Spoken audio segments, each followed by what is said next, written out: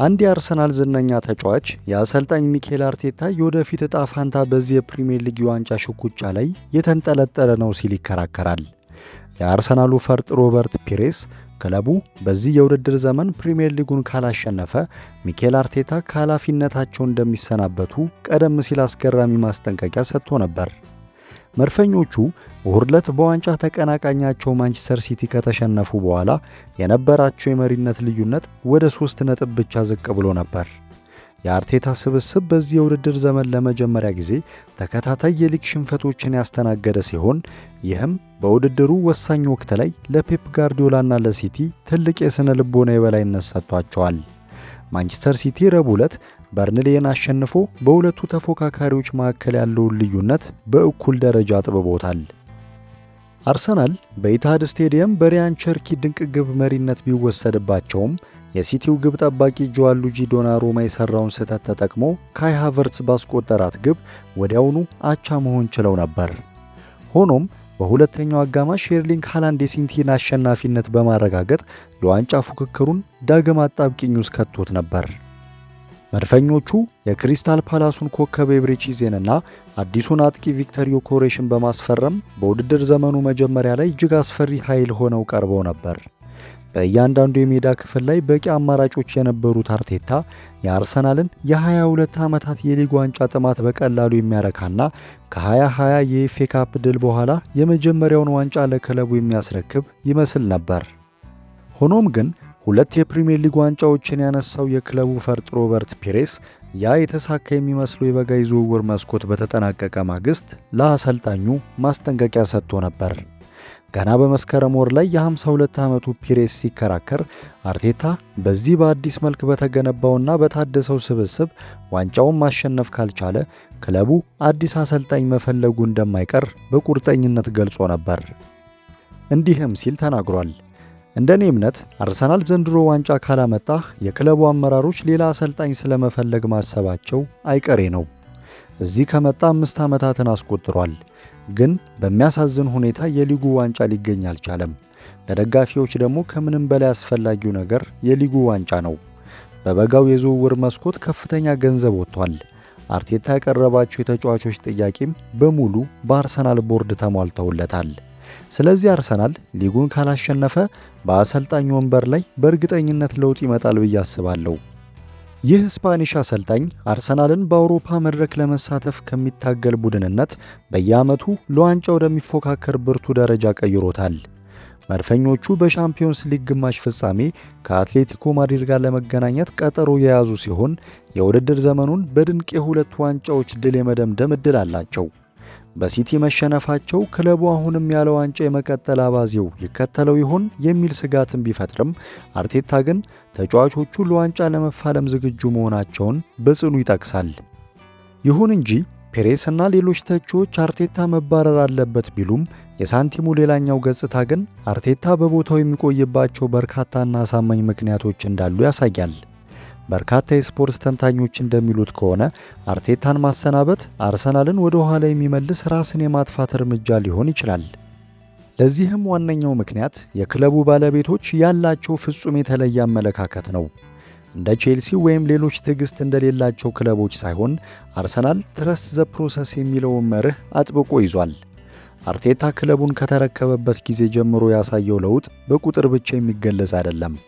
አርሰናልን በየዓመቱ በአውሮፓ መድረክ ለመሳተፍ ከሚቸገር ቡድንነት ዛሬ በአውሮፓ እጅግ አስፈሪ ከሚባሉ የሃያላን ክለቦች ተርታ እንዲሰለፍ አድርጎታል። ሌላው ትልቁ ነጥብ የተጫዋቾች የገበያ ዋጋና የስብስቡ ጥራት ነው። አርቴታ ሳካን፣ ማርቲኔሊን፣ ኦዴጋርድንና ሳሊባን የመሰሉ ወጣት ተሰጥኦዎችን በማውጣትና በማነጽ በአሁኑ ሰዓት ከቢሊዮን ፓውንድ በላይ የሚያወጣ ስብስብ ገንብቷል።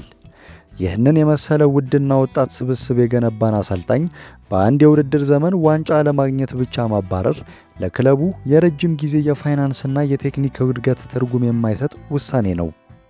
ከምንም በላይ ደግሞ አርሰናል በአሁኑ ሰዓት በሻምፒዮንስ ሊግ ግማሽ ፍጻሜ ላይ ይገኛል።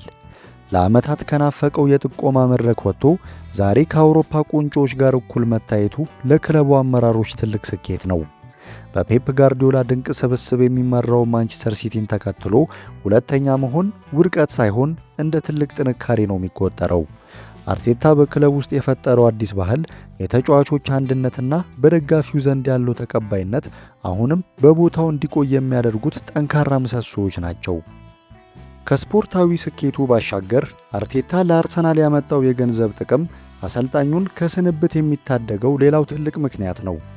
የክለቡን ካዝና በቢሊዮኖች በሚቆጠር ገንዘብ የሞላ አሰልጣኝን ማሰናበት ለባለቤቶቹ የማይታሰብ የኪሳራ ውሳኔ ሊሆንባቸው ይችላል። በመጀመሪያ ደረጃ አርሰናልን ወደ ሻምፒዮንስ ሊግ መመለሱ ብቻ ክለቡን ትርፋማ አድርጎታል። ባለፈው የውድድር ዘመን ብቻ ከሻምፒዮንስ ሊግ ተሳትፎ፣ ከቲቪ ስርጭት መብትና ከስቴዲየም ገቢ አርሰናል ከ100 ሚሊዮን ፓውንድ በላይ ማግኘት ችሏል። ይህ ገንዘብ አርሰናል ለዓመታት አጥቶት የነበረና በቬንገር ዘመን ማብቂያ አካባቢ ክለቡን ለከፍተኛ የገንዘብ እጥረት ዳርጎት የነበረ ሀብት ነው። በሁለተኛ ደረጃ በፕሪሚየር ሊጉ ሁለተኛ ሆኖ ማጠናቀቅ የሚሰጠው የገንዘብ ሽልማት እጅግ ከፍተኛ ነው። በአሁኑ ሰዓት በፕሪሚየር ሊጉ ሁለተኛ ሆኖ የሚያጠናቅቅ ቡድን ከሽልማት፣ ከቀጥታ የቲቪ ስርጭት ክፍያና ከንግድ መብቶች በአጠቃላይ ወደ 170 ሚሊዮን ፓውንድ የሚጠጋ ገቢ ያገኛል። ይህ አርሰናል 8ኛና 9ኛ ሆኖ ሲያጠናቅቅ ከሚያገኘው ገቢ ጋር ሲነጻጸር ከ50 እስከ 60 ሚሊዮን ፓውንድ የሚበልጥ ልዩነት አለው። ሌላውና ምናልባትም አርቴታን በቦታው የሚያቆየው ትልቁ ምክንያት በአሰልጣኞች ገበያ ላይ ያለው አማራጭ ማጣት ነው። አርሰናል አርቴታን ለማሰናበት ቢወስንም እንኳን በእሱ ደረጃ ያለ ወይንም ከዚያ የተሻለ ብቃት ያለው ማን ሊመጣ ይችላል የሚለው ጥያቄ ለአመራሮቹ ትልቅ ራስ ምታት ነው። በአሁኑ ሰዓት በአውሮፓ እግር ኳስ ውስጥ የታላላቅ አሰልጣኞች እጥረት በግልጽ ይታያል። እንደ ሊቨርፑል ያሉ ግዙፍ ክለቦች አሰልጣኝ ለመተካት ምን ያህል እንደተቸገሩ ማየት ለዚህ ትልቅ ማሳያ ነው። የርገን ክሎፕን የመሰለ ታላቅ ሰው ለመተካት ሊቨርፑል እንኳን የገጠመው ፈተና አርሰናል አርቴታን አባሮ ወደ ሌላ ቁማር እንዳይገባ ትልቅ ትምህርት ይሆነዋል። በገበያው ላይ የሚገኙትን አሰልጣኞች ብንመለከት አንዳንዶቹ ልምድ ቢኖራቸውም እንደ አርቴታ የረጅም ጊዜ ፕሮጀክት የመገንባትና በክለብ ውስጥ መረጋጋትን የመፍጠር ባህሪ የላቸውም። እንደ ሮቤርቶ ዲዘርቢ ያሉ አሰልጣኞች ደግሞ በታላላቅ ክለቦች ውስጥ ያላቸው ብቃት ገና አልተመዘነም። አርሰናል አርቴታን አባሮ አዲስ አሰልጣኝ ቢያመጣ ያ አዲስ አሰልጣኝ የራሱን ፍልስፍና ለመተግበርና አዳዲስ ተጫዋቾችን ለመግዛት ሲል 2 እና 3 ዓመታትን ሊወስድበት ይችላል። ይህ ማለት ደግሞ አርሰናል አሁን የደረሰበትን የጥንካሬ ደረጃ አፍርሶ እንደገና ከዜሮ መጀመር ማለት ነው። አርቴታ ለአርሰናል ዲኤንኤ ቅርብ የሆነ የተጫዋቾቹን ስነ ልቦና ጠንቅቆ የሚያውቅና በደጋፊው ዘንድ ትልቅ ክብር ያለው አሰልጣኝ ነው። አንድን የሚሰራ ማሽን አፍርሶ ሌላ አዲስ ማሽን ለመገንባት መሞከር ትልቅ ስጋት አለው። አርሰናል ከአርሰን ቬንገር በኋላ የነበረበትን የውጥረትና የውድቀት ዘመን ማለትም የኤምሪን ጊዜ ስለሚያውቀው ያንን ታሪክ ዳግም መድገም አይፈልግም። ለማጠቃለል ያክል በሚኬል አርቴታ ዙሪያ ያለው ክርክር በሁለት ተቃራኒ እይታዎች የተከፈለ ነው። እንደ ሮበርት ፒሬስ ያሉ የክለቡ ፈርጦች ከ5 ዓመት ጥበቃና በ100 ሚሊዮኖች ከሚቆጠር ወጪ በኋላ ከዋንጫ ውጪ ሌላ አማራጭ የለም ብለው ያምናሉ። በእነሱ እይታ አርሰናል አሁን የደረሰበት ደረጃ የመጨረሻው የውጤት ምዕራፍ እንጂ የሂደት ማሳያ ሊሆን አይገባም። በሌላ በኩል ግን አርቴታ ለአርሰናል ያመጣው የፋይናንስ መረጋጋት፣ የስብስቡ ዋጋ በቢሊዮኖች ማደግና በገበያው ላይ ያለው የተሻለ አሰልጣኝ አለመኖሩ አሰልጣኙን ከስንብት የሚታደጉ ጠንካራ ምክንያቶች ናቸው። ለባለቤቶቹ አርቴታ ማለት ክለቡን ወደ ዓለም አቀፍ የንግድና የስፖርት ኃያልነት የመለሰ ኢንቨስትመንት ነው። ያም ሆኖ ግን እግር ኳስ በውጤት የሚለካ ስፖርት በመሆኑ አርሰናል ዘንድሮም ያለ ዋንጫ ቢቀር በአርቴታ ላይ የሚሰነዘረው ትችትና ጫና አይቀሬ ነው። ጥያቄው ግን አርሰናል አርቴታን አባሮ ወደ ሌላ ሙከራ መግባት ይሻለዋል ወይንስ ሂደቱን ማመኑን ቀጥሎ ፍሬውን መጠበቅ? እናንተስ ምን ትላላችሁ? አርሰናል ዘንድሮ ዋንጫ ካላመጣ አርቴታ መሰናበት አለበት ወይንስ አሁንም እድል ሊሰጠው ይገባል? ግምታችሁንና አስተያየታችሁን በኮሜንት መስጫው ላይ አጋሩን።